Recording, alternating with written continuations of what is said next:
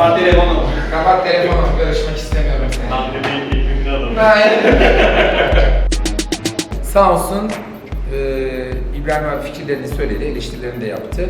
Biz yine değiştirdik. Sonra altlarını değiştirdik biz. Böyle bir remix kulüp havasına çevirdik.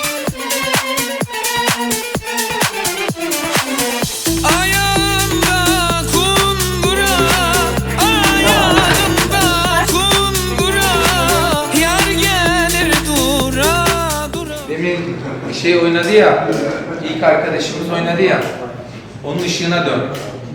Ölürüm hey, genç ömrümü çürüttüm, genç ömrümü çürüttüm, göğsüme vura vura sinem.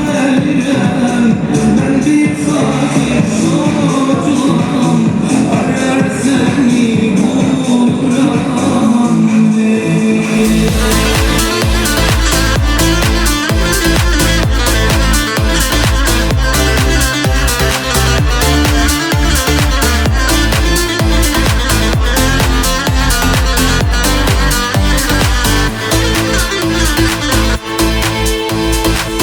geldi. Hop, bunlar Özkan. Bunlar böyle ama ayakta bunlar böyle çok ayak almamız lazım. Böyle dönerek ayaklar falan dönüyor ya böyle. Onları falan biraz çok alalım detaylarla. 2 adımda tak tak, 2 adımda da bavullu konsepte, o deminki konsepte bağlayacağız. Orada duracağız. Ya da oradan o konsepti de bavul alıp çıkıp gidersiniz gibi. Yapacağız hepsini.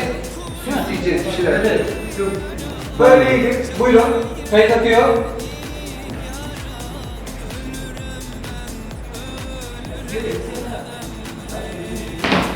Ölürem ben, ölürem. Nereye gitsen gel.